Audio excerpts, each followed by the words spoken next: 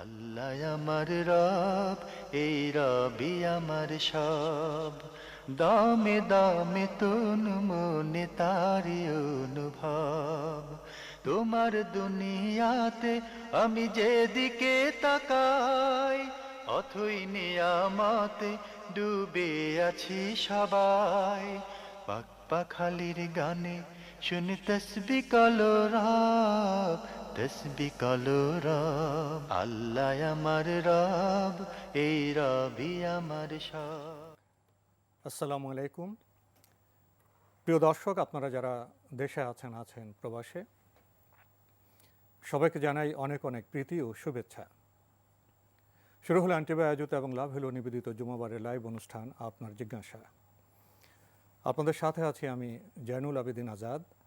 আর আপনাদের মনে জাগা প্রশ্নের জিজ্ঞাসার সরাসরি জবাব দিচ্ছেন বিশিষ্ট আলেম ডক্টর মোহাম্মদ সাইফুল্লাহ। আসসালামু আলাইকুম রহমতুল্লাহি ওয়া বারাকাতুহু। প্রিয় দর্শক, চলুন তাহলে জিজ্ঞাসার আলোকিত ভুবনে। প্রিয় দর্শক, শুরুতে একটি বিষয়ে আপনাদের দৃষ্টি আকর্ষণ করতে চাই। আমাদের অনুষ্ঠানের সময় তো খুব বেশি নয়, সংক্ষিপ্ত। এই সময়ে আমরা চাইব আমাদের দর্শকরা যেন মোটামুটিভাবে সবাই অংশগ্রহণ করতে পারেন। তাই আপনারা যারা প্রশ্ন করবেন তাদের কাছে আমাদের বিনীত অনুরোধ, আপনারা কেউ দুটি প্রশ্নের বেশি করবেন না। এই অনুরোধ জানিয়ে আমাদের অনুষ্ঠান শুরু করছি। আসসালামু আলাইকুম। পরিচয় দিয়ে প্রশ্ন করুন।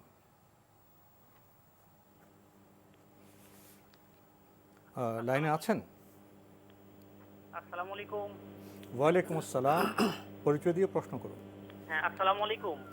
ওয়ালাইকুম আসসালাম। আমি জিয়াউর রহমান, নাটোর জেলা লালপুর থেকে বলছি। জি বলুন। বলুন, আমার হচ্ছে দুইটা প্রশ্ন। প্রশ্ন করুন। একটা হচ্ছে ওই যে আপনার আমাদের মসজিদে দেখছি একটা দোয়া দেখছি ভাইরাস সম্বন্ধে, আল্লাহর রাসূলের দোয়া বলছে যে আল্লাহুম্মা ইন্নী আউযু বিকা মিনাল বারাসি ওয়াল জুনুনি ওয়াল জুজামি ওয়া মিন সাইয়িল আসকাম। এই দোয়াটা মহামারী থেকে বাঁচার জন্য, এটা কি সহি পড়ার? জি, আর কোনো প্রশ্ন আছে? হ্যাঁ, আর একটা হচ্ছে ওই যে একটা হাদিসে দেখছি আমি যে পিতা মাতার জন্য দোয়া করা যায় সিজদায়। ওখানে ওই যে রাব্বির হামহুমা কামা বলতেও নিষেধ করছে, যে সরাসরি কোরআন আয়াত হবে, এটা বাংলা পড়ার জন্য একজন বলতে বাংলা পড়া যাবে। তো ওই সিজদায় দোয়া করার নিয়মটা কি জানালে আমি। ধন্যবাদ আপনাকে, আপনি খুবই সুন্দর প্রশ্ন করেছেন। এখন তো করোনা ভাইরাসে সমগ্র পৃথিবী আতঙ্কিত, সভ্যতা স্তম্ভিত। আমাদের আত্মসমালোচনা, আত্মপর্যালোচনার এটাই বোধহয় সময়। তো আমরা তো এই ভাইরাস থেকে মুক্তির জন্য আল্লাহর কাছে দোয়া করে থাকি। আপনি একটি দোয়ার প্রসঙ্গ উল্লেখ করেছেন, আল্লাহুম্মা। এই দোয়াটি ঠিক আছে কিনা? ধন্যবাদ এই ভাইকে। রাসূলুল্লাহ সাল্লাল্লাহু আলাইহি ওয়াসাল্লাম আসলে করোনা ভাইরাসের জন্য দোয়া করেননি, তবে সকল প্রকার রোগ ব্যাধি এবং এই ধরনের মহামারী বিপদ আপদ এগুলো থেকে রাসূলুল্লাহ সাল্লাল্লাহু আলাইহি ওয়াসাল্লাম এই দোয়া শিক্ষা দিয়েছেন এবং এটি সহিহ সনদে সাব্যস্ত হয়েছে। আল্লাহুম্মা ইন্নী আউযু বিকা মিনাল বারাসি ওয়াল জুনুনি ওয়াল জুজামি ওয়া মিন সাইয়্যিল আসকাম। এই দোয়াটি বেশি বেশি করে করতে পারেন। তবে এর সাথে একটি বিষয় অত্যন্ত গুরুত্বপূর্ণ দৃষ্টি আকর্ষণ করছি, সেটা হচ্ছে আমরা সকালে 3 বার এবং বিকেলে 3 বার এই দোয়াটি পড়ব। বিসমিল্লাহিল্লাযী লা ইয়াদুররু মা ইসমিহি শাইউন ফিল আরদি ওয়ালা ফিস সামা ওয়া হুয়াস সামিউল আলিম। আবার বলছি, বিসমিল্লাহিল্লাযী লা ইয়াদুররু মা ইসমিহি শাইউন ফিল আরদি ওয়ালা ফিস সামা ওয়া হুয়াস সামিউল আলিম। সকালে 3 বার, বিকেলে 3 বার। আল্লাহ নবী সাল্লাল্লাহু আলাইহি ওয়াসাল্লামের সহিহ হাদিস দ্বারা সাব্যস্ত হয়েছে, যদি কোনো ব্যক্তি এটা সকালবেলায় বলেন বিকেল পর্যন্ত তিনি নিরাপত্তা লাভ করতে পারবেন, আর বিকেলে বলেন তিনি সকাল পর্যন্ত নিরাপত্তা লাভ করবেন। প্রিয় দর্শক, আমাদের আজকের প্রাসঙ্গিক আলোচনার বিষয়ও বিপদে আপদে দোয়া। আপনারা এই বিষয়েও পরে প্রশ্ন করতে পারবেন। আপনি আরেকটি প্রশ্ন করেছেন যে আপনি হাদিসে পেয়েছেন যে সেজদায় দোয়া করা যাবে, রাব্বির হামহুমা, এই দোয়াটিও করা যাবে কি না? হ্যাঁ, ধন্যবাদ। এই বিষয়ে শেখ মোহাম্মদ সালেহ সামিন রহমাহুল্লাহ তাআলা তিনি তার মাজমু ফাতাওয়ার মধ্যে উল্লেখ করেছেন যে সিজদায় যদি কেউ কোরআনে কারীমের এই দোয়াগুলো, যেগুলো আল্লাহ সুবহানাহু ওয়া তাআলা আল্লাহর বান্দাদেরকে শিক্ষা দিয়েছেন, তার মধ্যে রব্বির হামহুমা কামা রাব্বায়ানি সগীরা, এই দোয়াটিও যদি কেউ সিজদায় করেন এটি করতে পারবেন শুধু দোয়া হিসেবে। সিজদাতে যেটি নিষেধ করা হয়েছে সেটি হচ্ছে কোরআনে কারীমকে তিলাওয়াত করা। কিন্তু যে সমস্ত দোয়াগুলো দোয়া হিসেবে এসেছে সেগুলো দোয়া হিসেবে সিজদার মধ্যে যদি কেউ পড়েন, শেখ মোহাম্মদ সালেহ সামিন রহমাল্লাহ তাআলা বলেছেন এটি পড়া জায়েজ, পড়তে পারবেন। আমরা জানলাম। প্রিয় দর্শক, প্রশ্ন নিচ্ছি। আসসালামু আলাইকুম, পরিচয় দিয়ে প্রশ্ন করুন। আমি ঢাকার বাসাবো থেকে বলছিলাম। জি বলুন। আমার দুইটা প্রশ্ন ছিল। প্রথমটা হচ্ছে, আমি আর আমার হাজবেন্ড আমরা দুজনে একসাথে নামাজ পড়ি। তো আমি একটা হাদিস বই দেখেছিলাম যে হাজবেন্ড আর ওয়াইফ যদি একসাথে নামাজ পড়ে তো হাজবেন্ডকে এক হাত অন্তত দূরে থেকে নামাজ পড়তে হয়। তো আমি এখন একটু অসুস্থ, তো আমি বিছানায় পড়ি, ও নিচে পড়ে। তো মানে ফ্যানের কারণে বা যাই হোক ওই কারণে আমরা মানে ধন্যবাদ আপনাকে। আপনি প্রশ্ন করেছেন যে ওনারা স্বামী স্ত্রী একসাথে নামাজ পড়েন, তো উনি জেনেছেন যে এক হাত দূরে নামাজ পড়তে হয়। উনি অসুস্থ, উনি বিছানায় থেকে নামাজ পড়ছেন, ওনাদের পদ্ধতি শুদ্ধ কিনা? আসলে ওনার বক্তব্য স্পষ্ট হয়নি, তারপরেও আমি যেটা বুঝতে পেরেছি সেটা হচ্ছে যে ওনারা জামাতে একসাথে সলাত আদায় করে থাকেন। সেই ক্ষেত্রে যদি জামাতে মানে তার সাথে ইক্তেদা বৈধ হয় তাহলে সলাৎ সহি হবে, কোনো সন্দেহ নেই। আর ইক্তেদা বৈধ হচ্ছে মানে যিনি ইমামতি করবেন মানে তার অনুসরণ করা, এবং যিনি ইমামতি করবেন তার আগ বাড়িয়ে সামনে না যাওয়া। যদি এমন দুটি কাজ মানে তার সামনে অ্যাডভান্স না হয়ে যাওয়া আর তার মানে ইমামতির অনুসরণ করা যদি সম্ভব হয়ে থাকে তাহলে সেক্ষেত্রে আপনার ইক্তেদা বৈধ হবে এবং আপনার সলাতও বৈধ হয়ে যাবে। স্ত্রীকে স্বামীর পাশে দাঁড়াবেন না পেছনে দাঁড়াবেন? তিনি পেছনে দাঁড়াবেন। পেছনে দাঁড়াবেন। আমরা জানলাম। প্রিয় দর্শক, প্রশ্ন নিচ্ছি। আসসালামু আলাইকুম, পরিচয় দিয়ে প্রশ্ন করুন। আমি সিরাজগঞ্জ থেকে লুৎফুল নাহার ওয়ারিসি বলছি। জি বলুন। আমার একটু জানার হচ্ছে জাকাত বিষয়ে, যে আমরা তো জাকাতের টাকা স্বর্ণের হচ্ছে 7.5 ভরি সোনা হলে দিতে হবে, আর হচ্ছে অর্থের জাকাতটা কেউ স্বর্ণের টাকার সমপরিমাণ থাকলে বা কিংবা 1 লাখ টাকা থাকলে দিতে হবে, এরকম কিছু আছে কিনা? আর হচ্ছে আরেকটা কথা, যে আমি প্রায় লাখখানেক টাকা একজন দুস্থ ব্যক্তিকে আমি তার ঋণ পরিশোধের জন্য ধার দিয়ে রাখছি। উনি যখন ধীরে ধীরে আমাকে ঋণ শোধ করলে করতে পারে, যখন পারে করবে, ওই টাকারও কি আমি জাকাতটা দিব নাকি? আর এতে আমার কোনো সব হচ্ছে নাকি? উনি এতই ঋণগ্রস্ত ছিলেন যে জমি জমা তার হচ্ছে অন্যের কাছে ছিল, আমি তাকে ছুটি করে দিছি যে তুমি তাও হলো একটু সচ্ছল ভাবে চলো, যখন সুবিধা হয় তখন আমাকে টাকা দিও বা কিছু কিছু করে দিও। আপনার আমি ওই প্রশ্নটি টাকার কি আমি ঋণ আমাদের জাকাত দিব কাছে নাকি? স্পষ্ট হয়েছে। ধন্যবাদ আপনার প্রশ্নের জন্য। ওনার প্রথম প্রশ্ন জাকাত প্রসঙ্গে উনি জেনেছেন যে 7.5 ভরি স্বর্ণে হলে জাকাত দিতে হবে। এখন অর্থের জাকাতটা উনি কিভাবে দেবেন, স্বর্ণের সাথে মিলিয়ে না 1 লাখ টাকা হলে? ধন্যবাদ। অর্থের জাকাত, নগদ অর্থের যে জাকাত রয়েছে এর নেশাব কী হবে এই বিষয় নিয়ে আলেমদের মধ্যে দ্বিমত রয়েছে।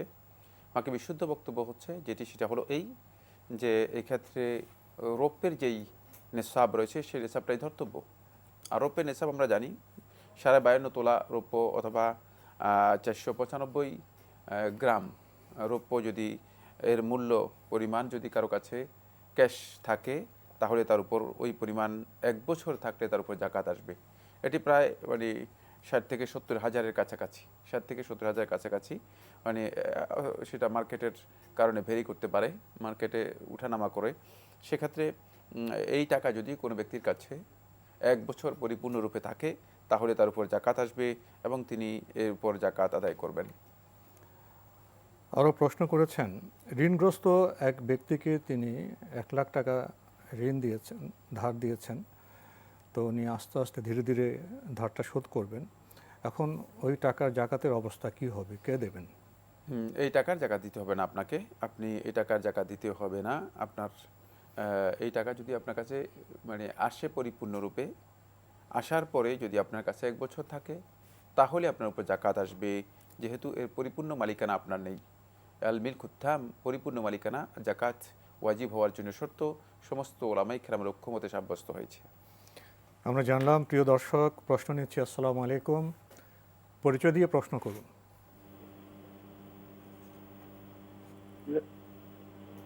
আসসালামু আলাইকুম। ওয়ালাইকুম আসসালাম। আমি হাসানুজ্জামান বিন্টু বলছি জি ভাইয়া ঢাকা বলুন। থেকে। আমি দুটো প্রশ্ন। একটা হলো আপনার এই যে রমজানে সোয়াবের পরিমাণ অন্য অন্য সময় থেকে 1/70 সবকিছুতে। এটা একটু ব্যাখ্যা সহ জানতে চাই, 1/70 এটা কোন হাদিসে বা কোরআনে কোথায় আছে? জি। আর একটা প্রশ্ন হলো, ইদানিং আমরা তো জানি তাহাজ্জুদের নামাজ আপনার রাত্রে পড়লে এটা সবচেয়ে বড় নফল নামাজের কিন্তু প্রধান। কিন্তু ইদানিং আপনার ইয়েতে পাইলাম, আপনার ফেসবুকে দুইটা লেখা পাইলাম, একজনের এই দিন লিখলো যে আপনার তাহাজ্জুদের নামাজে যদি প্রত্যেকটা সেজদাতে 8 রাকাতে প্রত্যেকটা সেজদাতে এই রব্বানা আতিনা ফিদ দুনিয়া হাসানাতাও ওয়া ফিল আখিরাতি হাসানাতাও ওয়া কিনা আযাবান্নার, এটা 10 বার করি প্রত্যেকটা সেজদাতে পড়বে। তাইলে আপনি স্পেশালি যে কোনো মানত করবেন ওইটা অবশ্যই আল্লাহ পূরণ করবে, যতদিন না করে ততদিন পড়বেন, পড়ার পরও পড়বেন। আরেকজনে লিখলো যে আপনার ইস্তেগফার করলে 100 বার করি তাহলে আপনার মনের আশা পূরণ হবে। আমার বক্তব্য হলো তাহাজ্জুদ পড়লে তো আল্লাহ এমনি মনের আশা পূরণ করবো বলছে। তারপর আবার এই সমস্ত কথা ওইটা তো ওই দোয়াটা তো হলো আপনার কোরআনের অংশ, কোরআনের অংশ তো আপনার সেজদাতে পড়া এমনি নিষেধ। এই বিষয়তে দুইটা বিষয় একটু জানতে চাই। ধন্যবাদ আপনাকে। শেষের প্রশ্নে আপনি অনেকগুলো বিষয় জড়িয়ে ফেলেছেন। প্রথম প্রশ্ন, রমজানে 1/70 গুণ, এর ব্যাখ্যা কি? প্রথম কথা হচ্ছে মানে 1/70 গুণের মর্মে যে বক্তব্যটি যে হাদিসের মধ্যে এসেছে, হাদিসটি ইমাম নাসাই তার সুনান কুবরার মধ্যে বর্ণনা করেছেন, আহমদ ইবনে হাম্বল রাহিমাহুল্লাহ তাআলা তার মুসনাদের মধ্যে বর্ণনা করেছেন, সালমান ফারসি রাদিয়াল্লাহু তাআলা থেকে বর্ণিত হাদিসটি সনদের দিক থেকে মুনকার, গ্রহণযোগ্য নয়। আমরা হয়তো বুঝাতে পেরেছি মুনকার কাকে বলা হয় থাকে, মানে এতদিন পর্যন্ত বুঝার কথা সেটা হচ্ছে মানে দুর্বল হাদিস, হাদিসটি সনদের দিক থেকে গ্রহণযোগ্য নয়। বাকি এই মর্মে আল্লাহ রাসূল সাল্লাল্লাহু আলাইহি ওয়াসাল্লামের সহিহ বুখারী ও মুসলিমের মধ্যে আবু হুরায়রা রাদিয়াল্লাহু বর্ণিত একটি সহিহ হাদিসের মধ্যে স্পষ্ট করে এই বক্তব্য এসেছে। আল্লাহ সুবহানাহু ওয়া তাআলা বলেছেন, আল হাসানাতু বিআশরি আমসালিহা, প্রত্যেকটি ভালো কাজকে আল্লাহ সুবহানাহু ওয়া তাআলা বান্দাদেরকে 10 গুণ বৃদ্ধি করে আল্লাহ রাব্বুল আলামিন এর প্রতিদান দেবেন। ইলা সাবঈমিআতি দাফ, সেটি আল্লাহ রাব্বুল আলামিন বৃদ্ধি করবেন 700 গুণ পর্যন্ত, শুধু 70 গুণ নয়, 700 গুণ পর্যন্ত আল্লাহ রাব্বুল আলামিন 10 থেকে 700 গুণ, 10 থেকে 700 গুণ পর্যন্ত বৃদ্ধি করবেন। এই হাদিস একেবারেই বিশুদ্ধ সনদে সাব্যস্ত হয়েছে সহিহ বুখারী এবং মুসলিমের হাদিসের মধ্যে। আর রমাদানের মানে যেই মানে বক্তব্য, সে বক্তব্যের সাথে এই হাদিসটি এসেছে। এরপরে আল্লাহ রাব্বুল আলামিন হাদিসে কুদসি এটি, এরপরে আল্লাহ তাআলা বলতেছেন ইল্লা সাওম, রোজা ছাড়া। মানে এই যে একটা পরিসীমা, মানে একটা অঙ্ক আল্লাহ সুবহানাহু ওয়া তাআলা উল্লেখ করে দিয়েছেন, এই অঙ্কটা মানে সিয়ামের ক্ষেত্রে প্রযোজ্য হবে না। সিয়ামের ক্ষেত্রে আল্লাহ রাব্বুল আলামিন এটাকে ওপেন রেখে দিয়েছেন, উনি নিজে দিবেন। হ্যাঁ, আল্লাহ রাব্বুল আলামিন নিজে দিবেন। ফাইন্নাহু লি ওয়া আনা আজজি বিহ, মানে এটা আমার জন্য, সুতরাং এটা আমি নিজে স্পেশালি এর যে পুরস্কার রয়েছে সেই পুরস্কার দেব। তাই এটি সহিহ হাদিসের মাধ্যমে সাব্যস্ত হয়েছে। আর 10 গুণের বিষয়টি অবশ্য সরাসরি কোরআনের মধ্যে সাব্যস্ত হয়েছে, কোরআনের মধ্যেই আল্লাহ সুবহানাহু ওয়া তাআলা 10 গুণের কথাটি উল্লেখ করেছেন। সুতরাং এক্ষেত্রে আপনি যে বক্তব্যটি উল্লেখ করেছেন সেটি সনদের দিক থেকে যথার্থ নয়, সঠিক নয়। এর চেয়েও বেশি আল্লাহ রাব্বুল আলামিন বান্দাদেরকে দেবেন, আল্লাহ রাব্বুল আলামিন প্রতিশ্রুতি দিয়েছেন। আপনি আরও জানতে চেয়েছেন, আপনি জেনেছেন যে রাতে যে তাহাজ্জুদ নামাজ, এটা খুবই গুরুত্বপূর্ণ। আবার আপনি বলছেন কেউ কেউ এর সাথে যুক্ত করেছে ওই নামাজের প্রতি সেজদায় যদি রব্বানা আতিনা ফিদ দুনিয়া এই দোয়াটি প্রতি সেজদা 10 বার করে করে তাহলে যে কোনো মানত পূর্ণ হবে।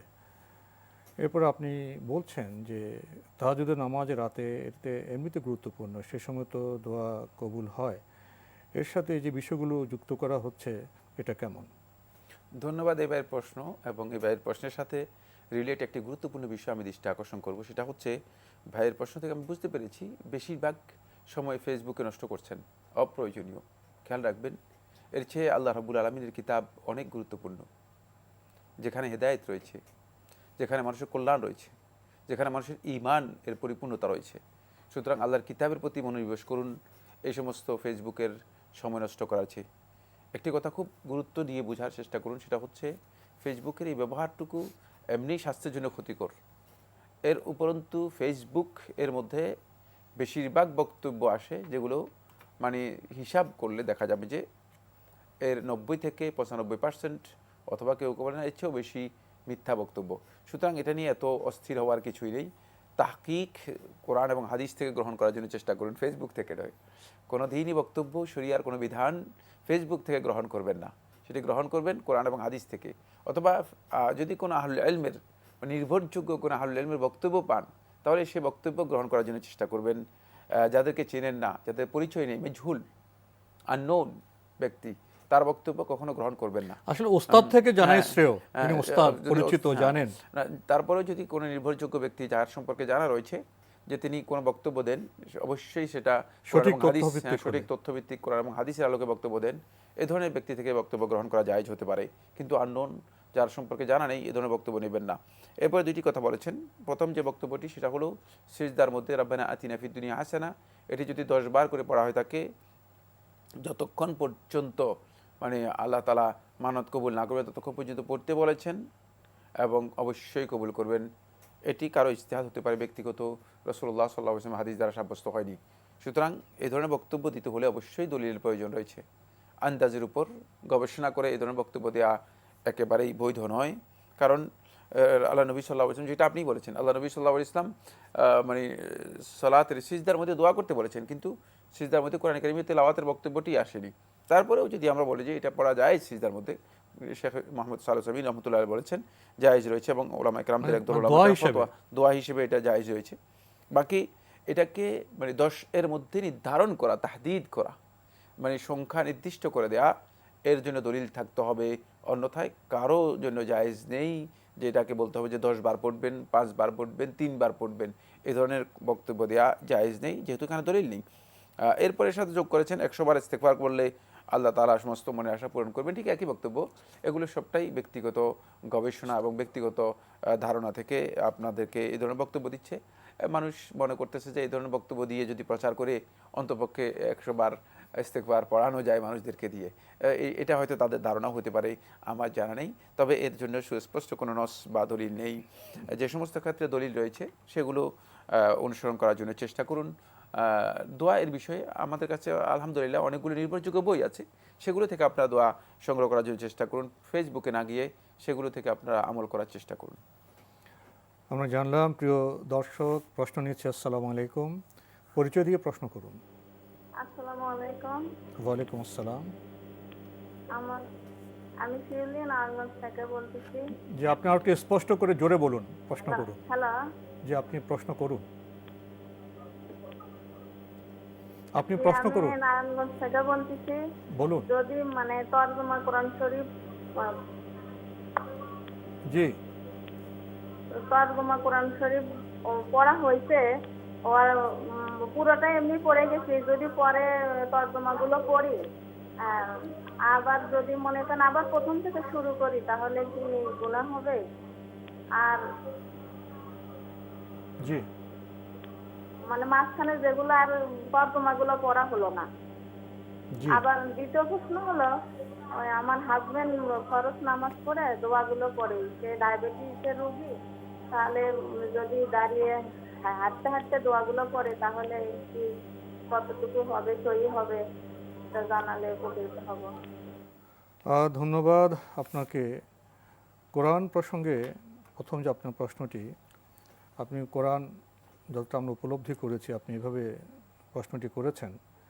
আপনি কোরআন আগে তর্জমা করে শেষ করেছেন না, কোরআন আগে আপনি পাঠ করেছেন, এরপরে তর্জমা করেছেন, পুরো তর্জমা আপনি পড়েননি, আবার যদি কোরআনের টেক্সট যেটা আরবি সেটা আপনি শুরু করেন, এতে কোনো গুনাহ হবে কিনা? না, গুনাহ হবে না ইনশাআল্লাহ তাআলা।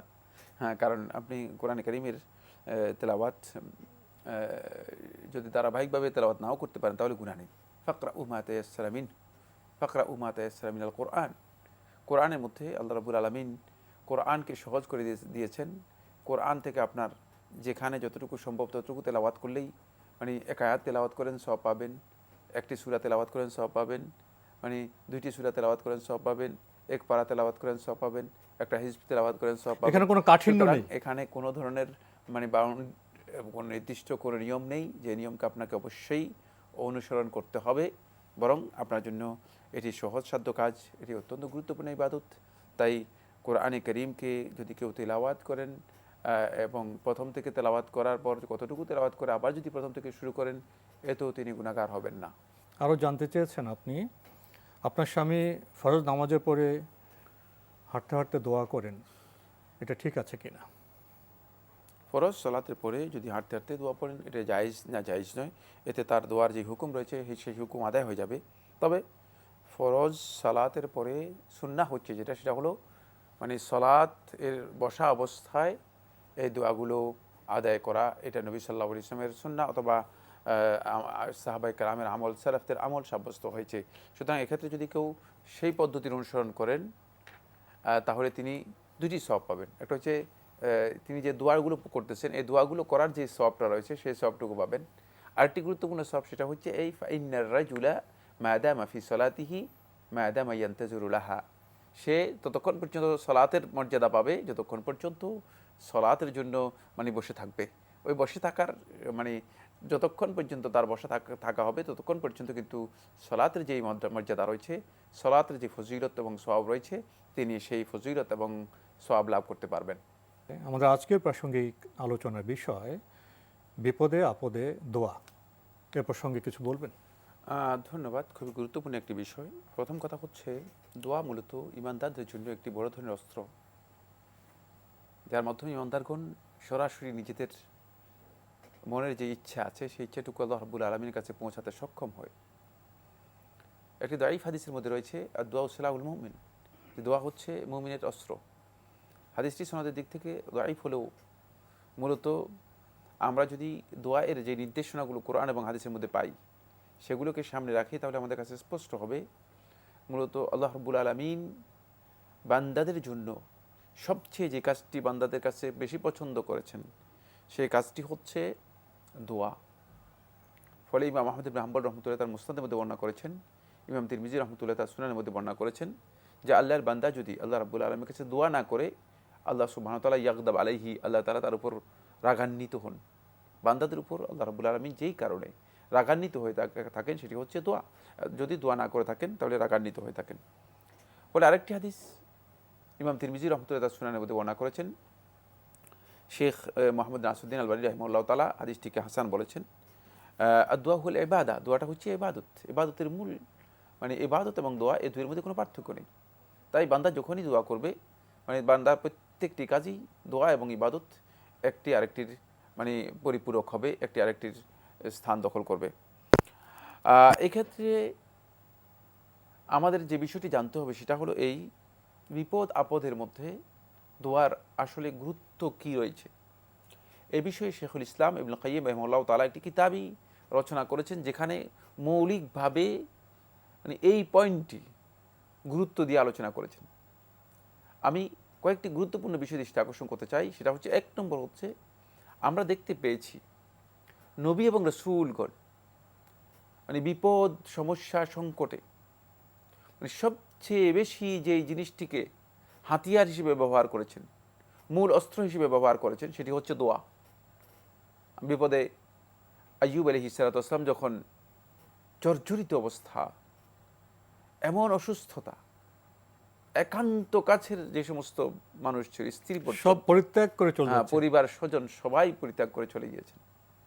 রাব্বি ইন্নী মাসানিয়া দুর ওয়া আনতা আরহামুর রাহিমিন, যখন ওই আরহামুর রাহিমিন সমস্ত রহমত এর একমাত্র মালিক উৎস যিনি, সেই রহমানকে তার নাম দিয়ে যখন আহ্বান করলেন তখন আল্লাহ রাব্বুল আলামিন তার এই দূর, তার এই বড় ধরনের অসুস্থতা, কঠিন অবস্থাকে আল্লাহ রাব্বুল আলামিন দূর করে দিলেন। কঠিন অবস্থায় ইউনুস ইবনে মাত্তা আলাইহিস সালাতু ওয়াস সালাম যখন পড়লেন তখন তিনি দোয়াকে অস্ত্র হিসেবে ব্যবহার করেছেন। কঠিন অবস্থায় যখন ইব্রাহিম আল খলিল আগুনের মধ্যে পড়ে গেলেন তখন তিনি দোয়াকে ব্যবহার করলেন। কঠিন অবস্থায় যখন মূসা বনি ইসরাইলকে নিয়ে বিশাল লোহিত সাগরের মুখোমুখি হয়ে গেলেন, পেছনে বিশাল সাগর আর সামনে রয়েছে বিশাল সাগর আর পেছনে রয়েছে শত্রু বাহিনী। ইন্না লা মুদরাকুন, বনি ইসরাইল সবাই মানে বিচলিত হয়ে গিয়েছে, জীবনের আশঙ্কায় জীবন চলে যাবে, এখনই আমরা আক্রান্ত হয়ে গেলাম, আমরা এখনই তো মানে ফেরাউনের বাহিনীর সামনে আমরা নিজেদেরকে মানে ফেলে দিলাম। কিন্তু মূসা আল্লাহ রাব্বুল আলামিনকে বললেন, হাসবি আল্লাহ ওয়া নি'মাল ওয়াকিল, আমার আল্লাহই তো যথেষ্ট, তিনিই তো আমার একমাত্র ওয়াকিল, তিনি আমার অভিভাবক। ফলে আল্লাহ রাব্বুল আলামিনের কাছে মুসা দরখাস্ত করলেন।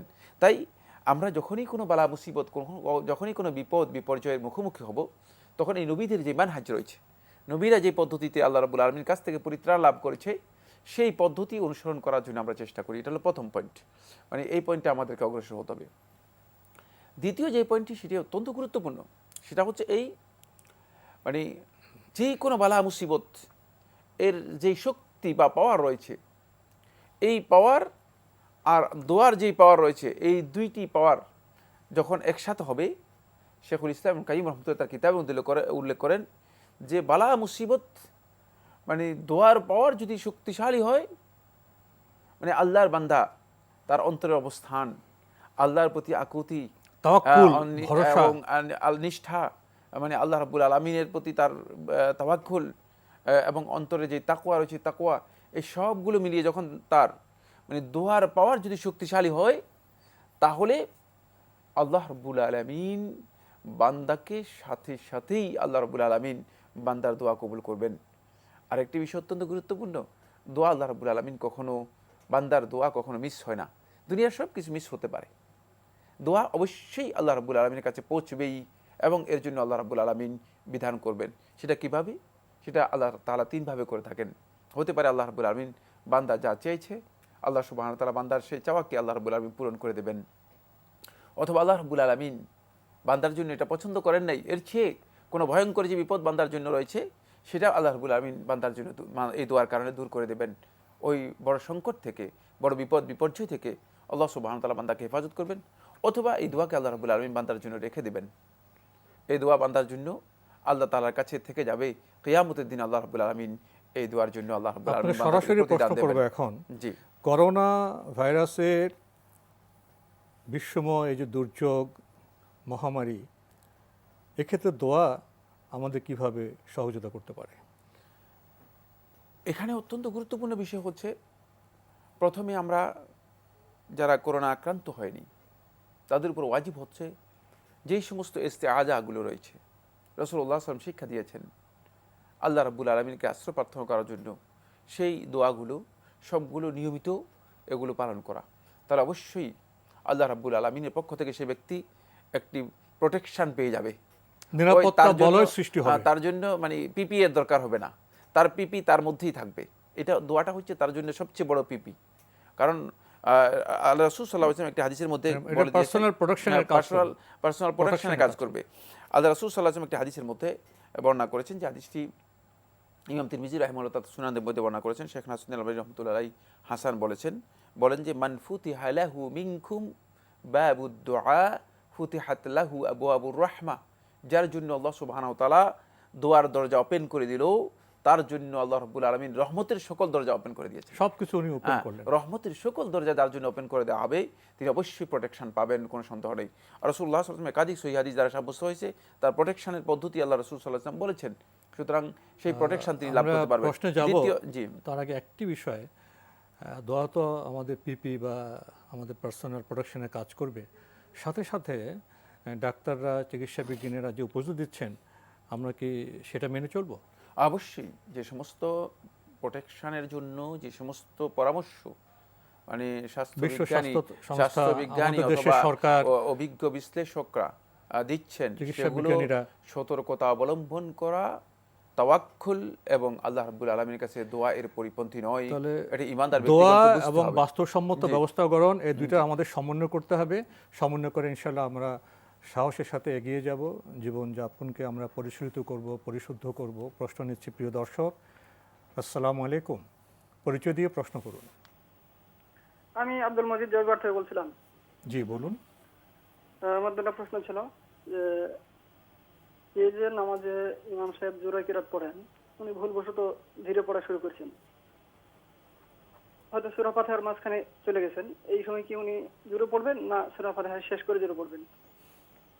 2 নম্বর প্রশ্ন, জি, অনেকেই নামাজ শুরু হওয়ার পরে আসে, 2-1 রাকাত হওয়ার পরে আসে, কিন্তু ভুলবশত ইমামের সঙ্গে সালাম ফিরাই দিছে, অথবা ডান দিকে ফিরাই দিছে, এর হুকুম কি হবে?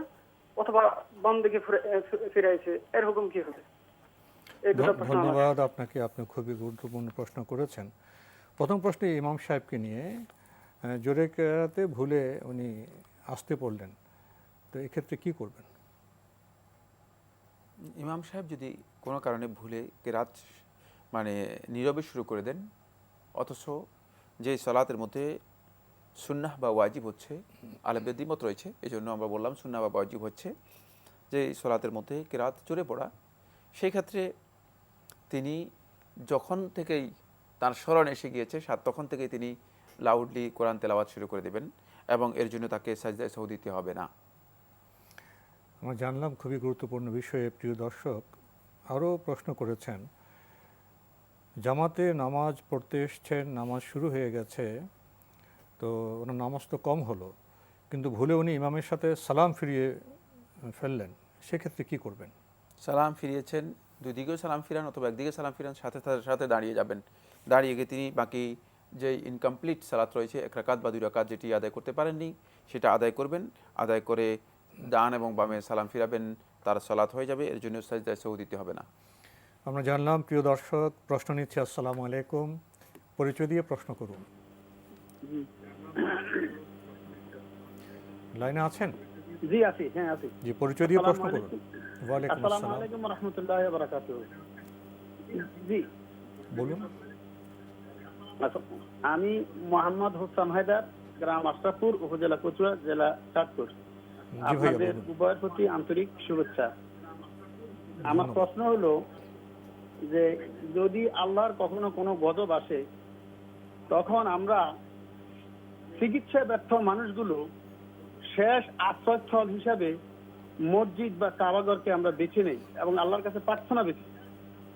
কিন্তু এই অবস্থায় বর্তমানে মসজিদ এবং কাবাগর বন্ধ, তাহলে আমরা পরিত্রাণের উপায় কি আমাদের?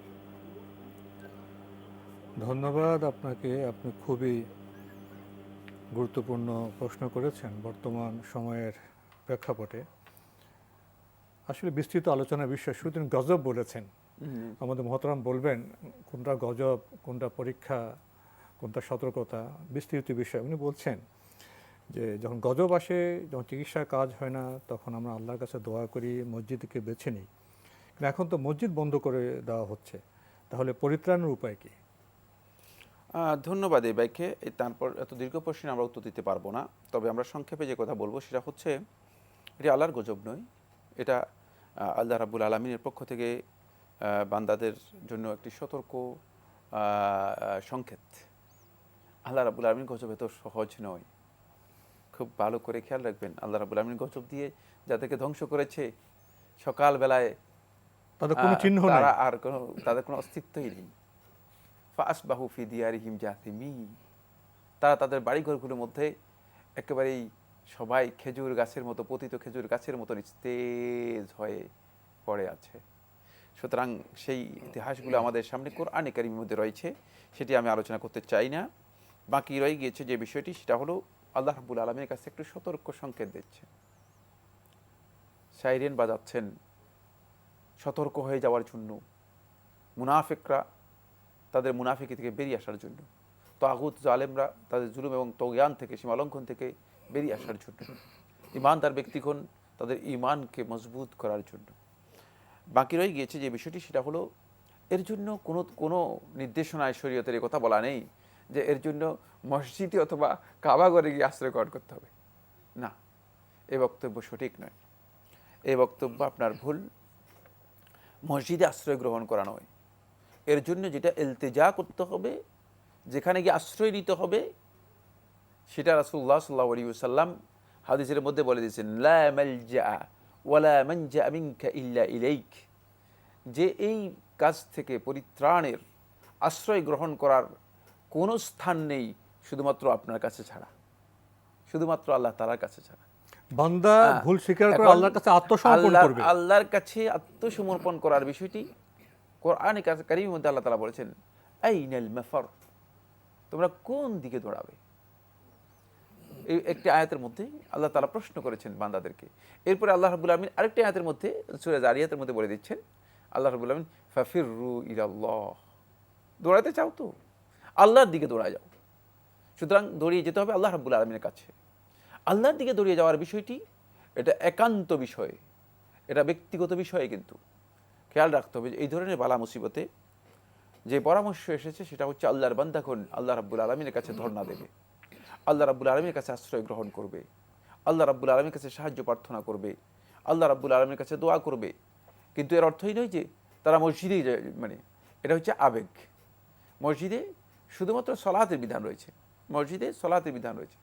আর সলাতের এই বিধানটুকু মসজিদে যাওয়ার ব্যাপারে যদি কোনো এমন পরিস্থিতি তৈরি হয় যে পরিস্থিতিতে আল্লাহ নবী সাল্লাল্লাহু আলাইহি ওয়াসাল্লাম শুধুমাত্র বৃষ্টির কারণে, শুধুমাত্র প্রচণ্ড ঠান্ডার কারণে, নবী সাল্লাল্লাহু আলাইহি ওয়াসাল্লামের সময় যে বিষয়গুলো আসছে সেগুলো আমি বলতেছি, শুধুমাত্র মানে পথের আশঙ্কার কারণে নবী সাল্লাল্লাহু আলাইহি ওয়াসাল্লাম সেক্ষেত্রে অনুমোদন দিয়েছেন, হাদিস দ্বারা প্রমাণিত হয়েছে, সাল্লু ফি রিহালিকুম, তোমরা তোমাদের বাড়ি ঘরে আবাসনে তোমাদের ঘরে সালাত আদায় করো। সেটা আযানের মধ্যে বলা হয়েছে যে তোমরা গৃহে নামাজ সম্পাদন করো। সুতরাং সেই ক্ষেত্রে যেহেতু মানে সালাতের বিষয়টি মসজিদের জন্য বাধ্যতামূলক নয় যে মসজিদেই যেতে হবে, মসজিদের বিশেষ সময় এই অবস্থা এমনি একটি পরিস্থিতিতে যেহেতু রাসূল সাল্লাল্লাহু আলাইহি ওয়াসাল্লাম তার সময় যে পরিস্থিতি ছিল সেই পরিস্থিতি খুবই সাধারণ একটা পরিস্থিতি ছিল। আর এখন আসুন আপনি বর্তমান যে পরিস্থিতি, বিশ্ব পরিস্থিতি, ইতিমধ্যেই বিশ্ব স্বাস্থ্য সংস্থা এটা উল্লেখ করে দিয়েছে 1 মিলিয়ন আক্রান্ত হয়ে গিয়েছে, মানে আজকের সকালবেলায় 1 মিলিয়ন আক্রান্ত হয়ে গিয়েছে, 50,000 সামথিং মৃত্যু হয়েছে, ইন্তেকাল করেছে। সুতরাং এটা মানে সহজ কিছুই নয়, বরং আল্লাহ তাআলার কাছে আল্লাহর বান্দাদেরকে কঠিনভাবে আশ্রয় প্রার্থনা করতে হবে, আশ্রয় নিতে হবে। এর জন্য মসজিদ, কাবাঘর এগুলো যদি সতর্কতার কারণে বন্ধ করা হয়, মানে এটি নাজায়েজ কিছুই নয়, এটি কর্তৃপক্ষ সামগ্রিক নিরাপত্তার জন্য বিবেচনা করতে পারবেন। তার বিষয়টি এরকম যে মুসলিম পুরুষের জন্য মসজিদে গিয়ে জামাতে হাজির হওয়া ওয়াজিব, কিন্তু এই বিশেষ পরিস্থিতিতে রুখসত দেওয়া হয়েছে। কেউ যদি জীবনে আশঙ্কা করে করোনার কারণে রুখসত আছে, তিনি বাসায় নামাজ পড়তে পারবেন। তা তো অবশ্যই, পরিস্থিতি যদি এমন হয় যে তিনি বের হতে পারছেন না, অথবা বের হলে তার এমন সম্ভাবনা রয়েছে করোনার আশঙ্কা আছে, আক্রান্ত হওয়ার সংক্রমণের আশঙ্কা আছে, আর যেখানে এই বিষয়টি মানে অভিজ্ঞ এবং বিজ্ঞ গবেষকরা, চিকিৎসা বিজ্ঞানীরা এই বিষয়টি মানে এইভাবেই পরামর্শ দিচ্ছেন, সেক্ষেত্রে মানে সতর্কতার জন্য এই বিষয়ে এই পরামর্শ গ্রহণ করা মানে আমি মনে করে থাকি ওয়াজিব হয়ে যাবে। তাহলে নিজেকে নিরাপদ মনে করলে জি তার মসজিদে যাওয়াটা যেতে পারেন, কিন্তু নিরাপদ মনে না করলে তিনি মসজিদে না যাওয়ার ব্যাপারে তার রুখসত আছে। এটা তো আমরা ইসলামী শরীয়তের মধ্যে রুখসত রয়েছে, বরং ইসলামী শরীয়তের উদারতা হচ্ছে এই যে ইসলাম কোনো ক্ষেত্রে কোনো ব্যক্তির যদি সামান্যতম কোনো কঠিন অবস্থার মুখোমুখি হয়, ইসলাম তাকে সেই ব্যাপারে ছাড় দিয়ে দেয়, ইসলামের বিধান সহজ করে দেয়। ইসলামের বিধান হচ্ছে এটি। প্রিয় দর্শক, আমরা সংক্ষিপ্ত সময়ে আপনার প্রশ্নের মূল বিষয়টা বলার চেষ্টা করেছি। আমরা অবশ্যই পরিত্রাণের জন্য আল্লাহর কাছে দোয়া করব, সেটা একান্তভাবে, আন্তরিকভাবে, খালেস নিয়তের সাথে। এ দোয়া তো একান্তভাবে নিভৃতে করাই তো শ্রেয়, এটাও তো আমরা জেনেছি।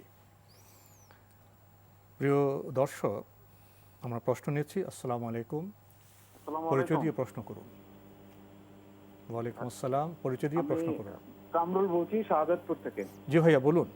আমার প্রশ্ন হলো যে অনেক হুজুরা এখন ওয়াজ করার সময় বলে যে করোনা ভাইরাস শুধু বিধর্মীদের জন্য, ইহুদি নাসারা বা খ্রিস্টানদের জন্য, তো এই ধরনের আল্লাহর গজব কি শুধু নির্দিষ্ট কোনো জাতির জন্য হয়? এটা এই ব্যাপারে আপনাদের মতামত কি? ধন্যবাদ আপনাকে, আপনি সচেতন নাগরিক হিসেবে প্রশ্ন করেছেন। অনেক হুজুরের বক্তব্য বা সব হুজুরের বক্তব্য কি কোরআন হাদিস সম্মত হয়? এই প্রশ্নটি আমি আপনাকে করলাম।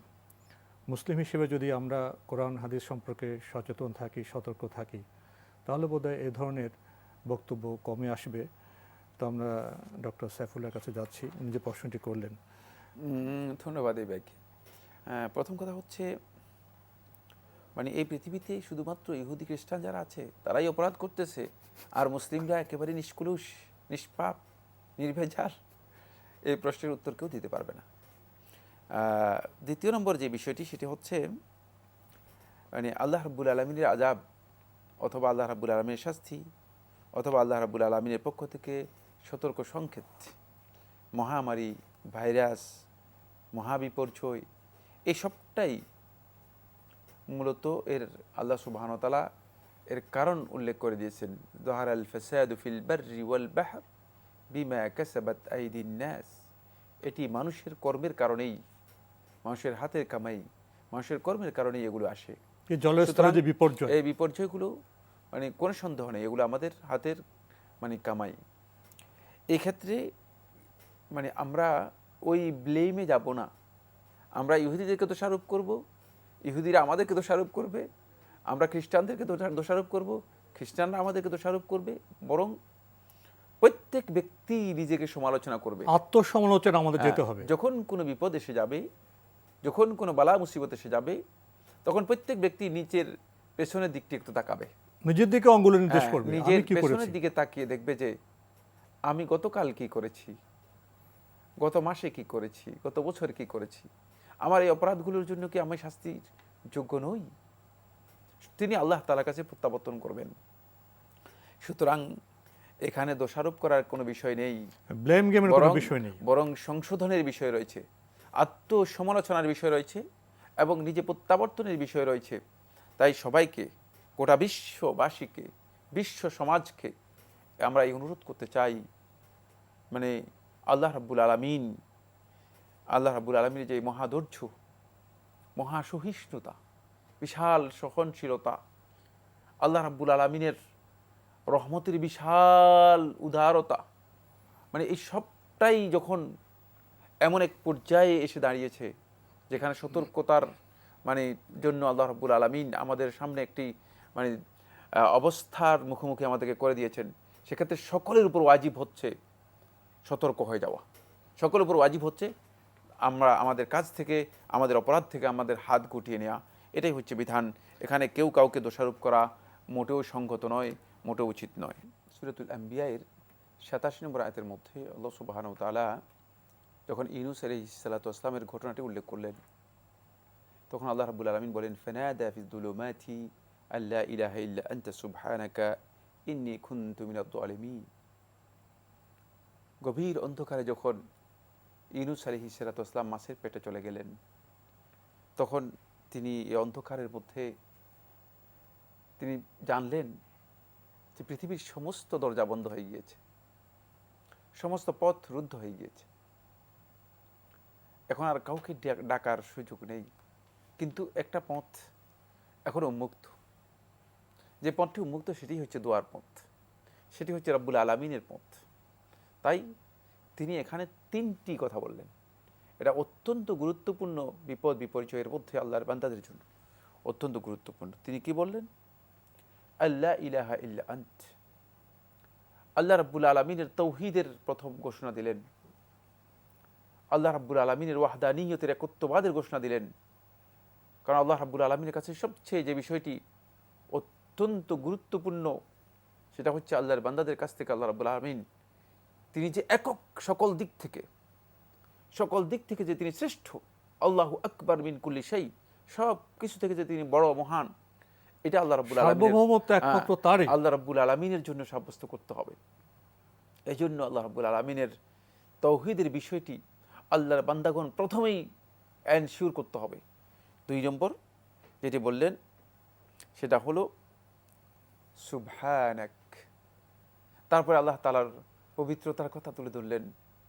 খুব ভালো করে বুঝুন, তাসবিহ, আল্লাহ তাআলার পবিত্রতার কথা, তিনি যে মহাপবিত্র, তার কোনো কাজ মানে এটা ধারণা করার সুযোগ নেই। আল্লাহ রাব্বুল আলামিন সম্পর্কে আপনি আপনার ধারণাকে মানে সুস্পষ্ট করুন, স্পষ্ট করুন, মানে আল্লাহ ভুল ধারণা রাখবেন না। আল্লাহ রাব্বুল আলামিন সম্পর্কে ভালো ধারণা নিয়ে আসুন। আল্লাহ তাআলা পবিত্রতার বিষয়টি স্পষ্ট করে ঘোষণা করুন, সুবহানাক, সব কিছু থেকে তিনি পুত পবিত্র, কোনো ধরনের কলুষ, কোনো ধরনের খারাপ কিছু আল্লাহ রাব্বুল আলামিনের জাতের সাথে কোনো দিন সম্পৃক্ত হবে না। সুতরাং এই তাসবিহের বিষয়ে তিনি আল্লাহ রাব্বুল আলামিন তাসবিহ করলেন।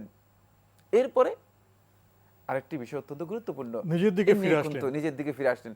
এরপরে তিনি আর দোয়ার প্রয়োজন নেই, আমি নিজের উপর জুলুম করেছি, হচ্ছে মূল অনেক অন্যায় করেছি, মূল দোয়া হচ্ছে এখানেই, ইন্নী কুনতু মিনাজ জালিমিন, নিজেকে এই কথা ঘোষণা দিলেন যে আমার অন্যায়গুলো আল্লাহ, আমি তো জালেমদের মধ্যে অন্তর্ভুক্ত হয়ে গেছি।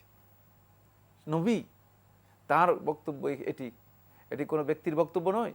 সুতরাং যদি আমরা বক্তব্য দেই তাহলে আমাদের বক্তব্য কেমন হওয়া দরকার? এই জন্য নিজের অপরাধের স্বীকৃতি দিতে হবে, নিজের অন্যায় এটাকে স্বীকার করে আল্লাহ রাব্বুল আলামিনের কাছে মানে নিজের প্রত্যাবর্তন করতে হবে। যদি আমরা এই তিনটি কাজ করতে পারি, অন্যায় স্বীকার করে যে তওবা করি, আল্লাহ মাফ করে দেন তো। এরপরে যদি আমরা এই কাজটা করতে পারি, আল্লাহ তাআলা বলতেছে কি, আল্লাহ তাআলা বলছে ওয়াকাযালিকা নুনজিল, এই আয়াতের শেষের অংশ, ওয়াকাযালিকা নুনজিল মুমিনিন, এইভাবেই আমি ঈমানদার ব্যক্তিদেরকে আমি পরিত্রাণ দান করব, মুক্তি দান করব। সুতরাং আল্লাহর বান্দাগণ যদি এই তিনটি পদ্ধতি অনুসরণ করেন তাহলে অবশ্যই পরিত্রাণ লাভ করতে পারবে। অত্যন্ত গুরুত্বপূর্ণ একটি বিষয়, সেটা হচ্ছে দোয়া কবুলের সময়গুলোতে আমরা যেন বেশি বেশি করে দোয়া করি। আরেকটি হচ্ছে আল্লাহ রাব্বুল আলামিন, আল্লাহর বান্দা যখন হাত তুলে আল্লাহ তাআলার কাছে দোয়া করেন, আল্লাহ তাআলা সেটা খালি ফেরত দিতে লজ্জাবোধ করেন। সুতরাং দোয়া করার সময় আমরা যেন হাত তুলে দোয়া করি। প্রিয় দর্শক, আমাদের জন্য তো আশাবাদী হওয়ার মতো অনেক বিষয় রয়েছে, এ বিষয়ে আমাদের জানানো হয়েছে, তাহলে আমরা সে কল্যাণের পথে কেন যাব না? প্রশ্ন নিচ্ছে। আসসালামু আলাইকুম, পরিচয় দিয়ে প্রশ্ন করুন। আসসালামু আলাইকুম। ওয়ালাইকুম আসসালাম। আমি সাতক্ষীরা থেকে মইনুল বলছিলাম। জি ভাই বলুন। আমার প্রশ্ন, আমরা যখন নামাজে সূরা পড়ি, সূরাটা যখন আস্তে পড়ি তখন আপনার কেরাতটা আপনার ওই টান কিংবা মাখরাজ সঠিকভাবে পড়তে হবে কিনা, জি এইটাই আপনার প্রশ্নটা কি? আমার প্রশ্ন হচ্ছে, আমরা যখন নামাজ পড়ি, যখন নীরবে পড়ি আর কি, নীরবে পড়ার সময় সূরার যে মাখরাজ, যে টান, এটাও করতে হবে কিনা নীরবে পড়ার সময়? আচ্ছা আচ্ছা, ধন্যবাদ আপনাকে। যখন নীরবে নামাজ পড়েন, একাকী নামাজ পড়েন, তখন মাখরাজ, টান, গুন্না এগুলো কি ঠিক মতো করতে হবে? তা তো অবশ্যই। কোরআন কারীমের তেলাওয়াতের জন্য, কোরআনের জন্য তাজবিদ অত্যন্ত গুরুত্বপূর্ণ বিষয়। কোরআনের তেলাওয়াত মানে এর তিন ধরনের তেলাওয়াত রয়েছে। মানে প্রথম প্রকার হচ্ছে তাহকিক, দ্বিতীয় প্রকার হচ্ছে তাদবীর, তৃতীয় প্রকার হচ্ছে হাদার। সুতরাং কমপক্ষে হাদার তেলাওয়াত করতে হবে, সেখানে মাখরাজগুলো যথার্থ হতে হবে, টানগুলো যেখানে যতটুকু দরকার ততটুকু আসতে হবে।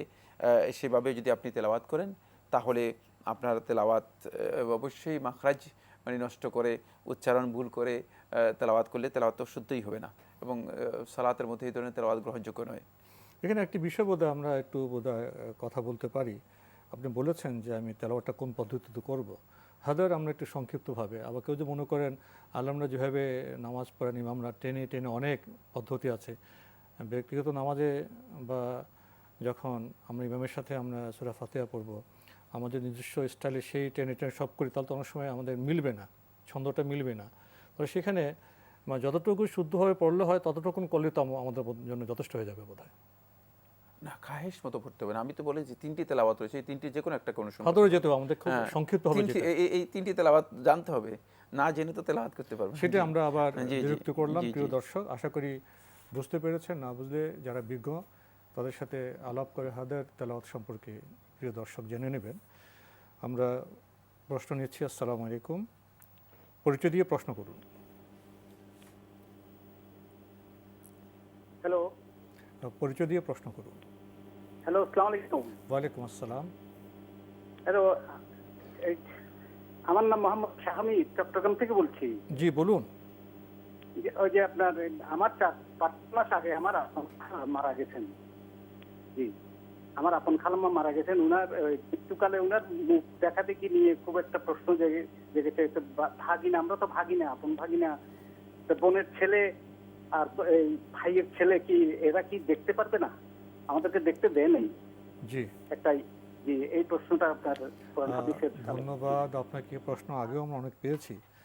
আর আমরা সমাজে আমরা এভাবে সিদ্ধান্ত বা ফতোয়া কীভাবে দিয়ে ফেলি, আপনার প্রশ্নটি পেয়েছেন তো? জি, প্রশ্ন পেয়েছি। ভাই যে প্রশ্ন করেছেন যে ওনারা বোনের ছেলে ভাগিনা এবং ভাইয়ের ছেলে যারা আছে তাদেরকে দেখতে দেয়া হয়নি। যারা দেখতে দেননি তারা অজ্ঞ, অথবা তাদের এই বিষয় সম্পর্কে তাদের জানা নেই, এই জন্য তারা হয়তো দেখতে দেননি। কেন আপনি দেখতে পারবেন না?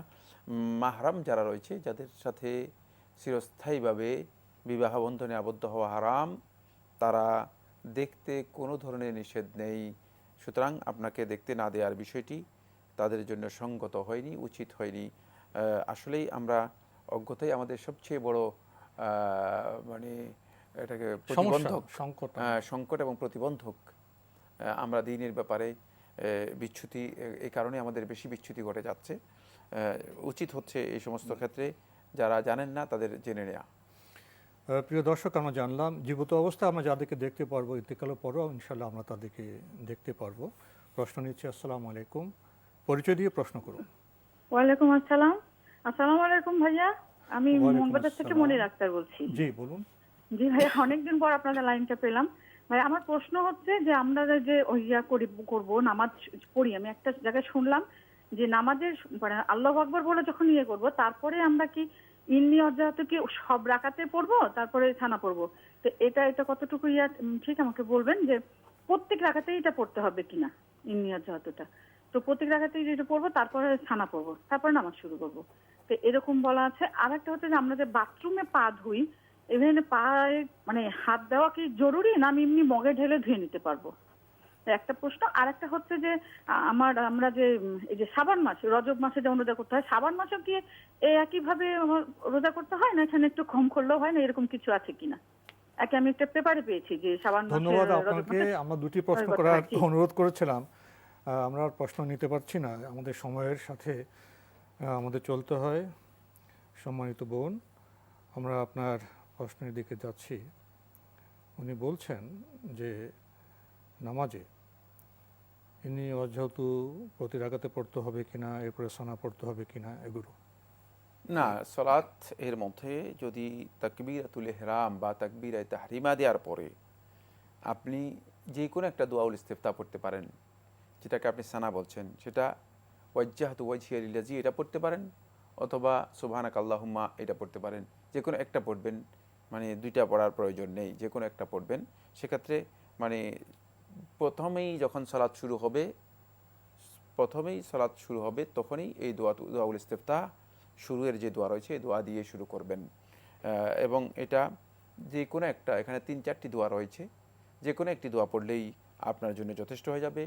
তবে একাধিক দোয়া পড়ার বিষয়টি সালাফদের আমল দ্বারা সাব্যস্ত হয়নি। মানে এখানে সব দোয়া একসাথে করে পড়া এটি আমল সঙ্গত বা বৈধ নয়। মানে সেক্ষেত্রে একটা দোয়া পড়লেই যথেষ্ট হয়ে যাবে। কিন্তু প্রতি রাকাতে পড়তে হবে কি? না, প্রত্যেক রাকাতে নয়, শুরুতেই মানে আল্লাহু আকবার বলার পরে যখন সালাতে শুরু করবে তখনই, প্রত্যেক রাকাতে নয়, প্রত্যেক সালাত যখন শুরু করবে তখনই তিনি এই দোয়াউল ইস্তিফতা পড়বেন। উনি আরও প্রশ্ন করেছেন, বাথরুমে যখন ওযু করেন পায়ে কি পানি ঢাললে হবে, না পা হাত দিয়ে ভালো করে ধৌত করতে হবে? না, ওযু করার সময় পায়ের আঙ্গুলগুলো খেয়াল করা এবং পানি পৌঁছছে কিনা এটা কনফার্ম হওয়া অপরিহার্য। সেক্ষেত্রে উত্তম হচ্ছে মানে পানি দিয়ে হাত দিয়ে মানে পানি পৌঁছে দেওয়ার বিষয়টি চেষ্টা করা। আর যদি আপনি মনে করেন যে না, মানে শুধু মগ দিয়ে পানি ঢাললেও পরিপূর্ণরূপে আপনার পানি পৌঁছে যাবে, কনফার্ম হয়ে যাবে, সেক্ষেত্রে আপনার উজু হয়ে যাবে। কিন্তু সুন্নাহ হচ্ছে মানে উজুয়ের ক্ষেত্রে উজুর অঙ্গগুলো দালক হচ্ছে হাতে, মানে হাত দিয়ে মানে মলে দেয়া, যাতে করে পানি কনফার্ম হওয়া যে পানি পৌঁছেছে। আমরা জানলাম। প্রিয় দর্শক, প্রশ্ন নিচ্ছে। আসসালামু আলাইকুম, পরিচয় দিয়ে প্রশ্ন করবেন আর দুটি প্রশ্নের মধ্যেই সীমাবদ্ধ থাকবেন। লাইনে আছেন? হ্যাঁ, আসসালামু আলাইকুম। ওয়ালাইকুম আসসালাম। জি, আমি মোহাম্মদ ইসমাইল হোসেন, কুমিল্লা বড়ুয়া পায়েলগাছা থেকে। বুঝছেন? জি ভাইয়া বলুন। আমার প্রশ্ন হলো একটি, যে বর্তমান যে পৃথিবীব্যাপী যে করোনা ভাইরাসের যে প্রভাবটা, এটা কি অ্যাকচুয়ালি কি ভাইরাস নাকি জীবাণু অস্ত্র, এটা কি ইসলামের আলোকে? আপনি যে প্রশ্নটি করেছেন এটা আসলে বর্তমান বিশ্বের একটা প্রপাগান্ডাও আছে। বিজ্ঞানীদের মধ্যে এ নিয়ে মত পার্থক্য আমরা লক্ষ্য করেছি এবং বড় বড় রাষ্ট্র আমরা ব্লেম গেম লক্ষ্য করেছি। এটা কি জীব থেকে এসছে, না এটা ল্যাবরেটরি থেকে এসছে? এটা কি জীবাণু অস্ত্র, না এটা আসলেই জীব থেকে এসছে?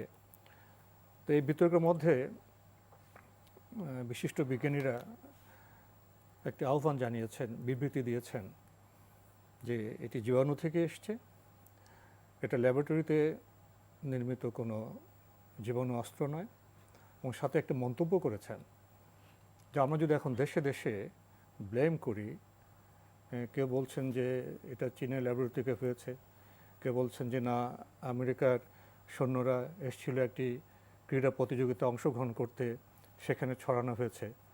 বিজ্ঞানীরা এই ব্লেম গেম থেকে দূরে এসে বলেছে এতে এই ভাইরাসকে মোকাবেলার যে কাজ, বিশ্বব্যাপী যে অভিযাত্রা, সেখানে ব্যাঘাত ঘটাবে। তো এ পর্যন্ত বিশ্ব স্বাস্থ্য সংস্থাও এটা বলছে যে এটা জীবাণুবাহিত, জীব থেকে এসছে এটা। তো এই ব্যাপারে ইসলামের বক্তব্য কী? ধন্যবাদ এই ব্যাগ। তিনি যে প্রশ্ন করেছেন এটা একেবারেই অবান্তর একটি প্রশ্ন। যাই হোক, তারপরেও প্রশ্নটির উত্তর এই জন্য দিতে হচ্ছে যে মানে যদি এটা মানুষের তৈরি করা কিছু হতো আর আল্লাহ রাব্বুল আলামিনের কোনো এজেন্ট, কোনো অনুমোদন না থাকতো, তাহলে অবশ্যই মানুষের কোনো ক্ষতি হতো না এর মাধ্যমে। সুতরাং যেহেতু মা আসাবা মুসিবাতিন ইল্লা বিইذনিল্লাহ, যেহেতু আল্লাহর হুকুমের মাধ্যমেই একটি ভয়াল মানে পরিণতির দিকে গোটা বিশ্ব সমাজ এগিয়ে যাচ্ছে, সুতরাং এক্ষেত্রে এই বক্তব্য দিয়ে এটাকে মানে উড়িয়ে দেওয়ার কোনো সুযোগ নেই যে এটা ল্যাবে তৈরি করা হয়েছে বা সুনির্দিষ্ট উদ্দেশ্যে তৈরি করা হয়েছে, বরং গোটা বিশ্ব আক্রান্ত। ল্যাবে তৈরি করলে জীবাণু তো লাগবে, জীবাণু তো মাত্রা যোগ করলো, জীবাণু তো লাগবে, তার তো প্রাণ থাকতে হবে। গোটা বিশ্ব যেখানে আক্রান্ত, সেখানে এই ধরনের বিষয়ে আলোচনা করাটা হচ্ছে আরেকটি মানে মানে মানব সভ্যতার এটা সময়ের দাবি পূরণ হবে না, আরেকটি ধ্বংসের দিকে মানব সভ্যতাকে এগিয়ে নিয়ে যাওয়া। সুতরাং এটা কোনোভাবেই মানে যথার্থ নয়, বরং এক্ষেত্রে আল্লাহ রাব্বুল আলামিনের কুদরতকে, ক্ষমতাকে মানে স্বীকার করে নিয়ে আল্লাহর বান্দাগণ এর জন্য আল্লাহ রাব্বুল আলামিনের কাছে প্রত্যাবর্তন করবে, কোনো সন্দেহ নেই, ক্ষমা প্রার্থনা এবং প্রতিষেধক আপনার আবিষ্কারের চেষ্টা করবে। আমরা প্রতিষেধক বা টিকা আবিষ্কারের সাফল্য আমরা কামনা করছি। প্রিয় দর্শক, প্রশ্ন নিচ্ছি। আসসালামু আলাইকুম, পরিচয় দিয়ে প্রশ্ন করুন। বলছে আমি যখন সিজদায় যাব, জি, বা রুকুতে যাব, রুকুতে যাওয়ার আগে যে হাত বাঁধার পর যে আরেকবার কি হাত জাগাইতে হবে? দুই হাত হাত বাঁধা। ধন্যবাদ আপনাকে। আমরা একেবারে শেষের দিকে প্রশ্ন পেয়েছেন তো। রুকুতে যাওয়ার আগে আপনি আরেকবার তাকবীর, হাত উঠানোর বিষয়টি সুন্নাহ দ্বারা সাব্যস্ত হয়েছে, হাত উঠাবেন, এটি হচ্ছে সুন্নাহ। প্রিয় দর্শক, সময়ের কারণে আমরা আজকে আর প্রশ্ন নিতে পারছি না, তবে আপনাদের অবগতির জন্য জানাতে পারি আপনার জিজ্ঞাসা অনুষ্ঠানটি সপ্তাহে রবি, সোম, মঙ্গল, বুধ এই 4 দিন বিকেল 5:30 সম্প্রচার হয়ে থাকে। ওইসব অনুষ্ঠানে আপনারা চিঠির মাধ্যমে, ইমেলের মাধ্যমে আপনাদের মনে জায়গা প্রশ্ন পাঠাতে পারেন। আমাদের ঠিকানা পরিচালক আপনার জিজ্ঞাসা, এনটিভি, বিএসএসসি ভবন, 7ম তলা, 102 কাজী নজরুল ইসলাম এভিনিউ, কারওয়ান বাজার, ঢাকা 1215। ইমেল অ্যাড্রেস আপনার জিজ্ঞাসা @ntvbd.com। প্রিয় দর্শক, আপনারা এনটিভি অনলাইনেও আমাদের অনুষ্ঠান দেখতে পারবেন। ভিজিট করুন www.ntvbd.com। এছাড়া ইউটিউবে এবং আমাদের ভেরিফাইড ফেসবুক পেজেও অনুষ্ঠান দেখতে পারবেন। প্রিয় দর্শক, সবশেষে রয়েছে গ্রন্থ পরিচিতি। আমাদের আজকের গ্রন্থের নাম অনুপম আদর্শ সাহাবায়ে কেরাম।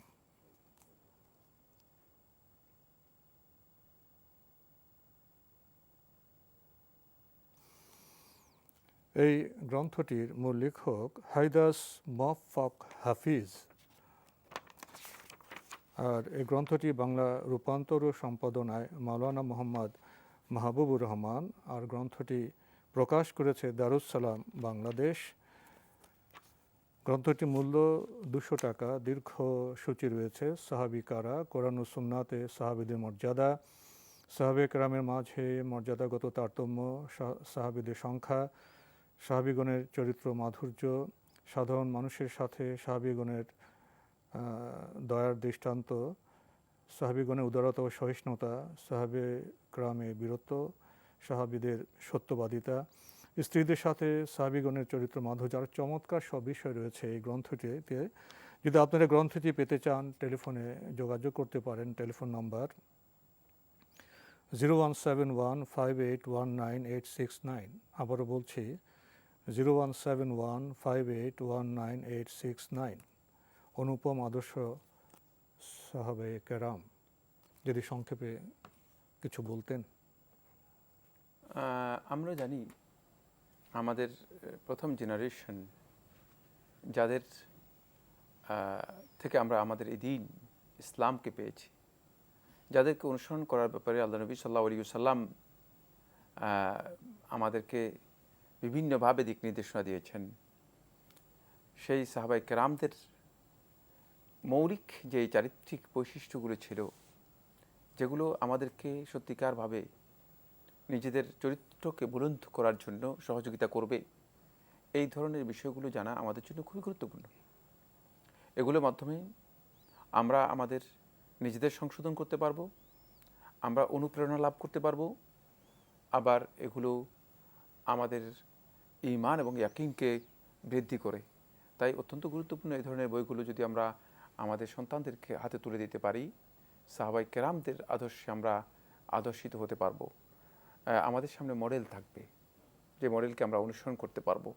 এই জন্য এই টার্গেট আমাদের থাকা উচিত যে কীভাবে সাহাবায়ে কেরাম আমাদের এই পৃথিবীতে আমাদের সামনেই মর্যাদার আসন লাভ করেছিলেন, কোন কাজের মাধ্যমে, সেটা আমরা এই বইয়ের মাধ্যমে আমরা উপলব্ধি করতে পারবো, জানতে পারবো। তাই আমরা এই ধরনের বই নিজেদের সংগ্রহে রাখার চেষ্টা করি। তো আজকে আমাদের এখানে শেষ করতে হচ্ছে। আপনাকে অনেক ধন্যবাদ। আপনাকে অনেক ধন্যবাদ। প্রিয় দর্শক, খুবই গুরুত্বপূর্ণ একটি গ্রন্থের সাথে আজকে আমাদের পরিচয় ঘটল। প্রশ্ন জাগে, আমাদের আদর্শ কারা হবেন, আমাদের রোল মডেল কারা হবেন? অবশ্যই সাহাবীরা। কিন্তু প্রশ্ন জাগে, এখন আমাদের আদর্শ বা রোল মডেল কারা? এই প্রশ্ন রেখে আজকের অনুষ্ঠান এখানে শেষ করছি। প্রিয় দর্শক, মহান আল্লাহ আমাদের সবাইকে নিরাপদে রাখুন, রাখুন শান্তিতে। আসসালামু আলাইকুম। আল্লাহ আমার রব, এই রবি আমার সব, দামে দামে তুন মনে তারি অনুভব। আল্লাহ আমার রব, এই রবি আমার সব।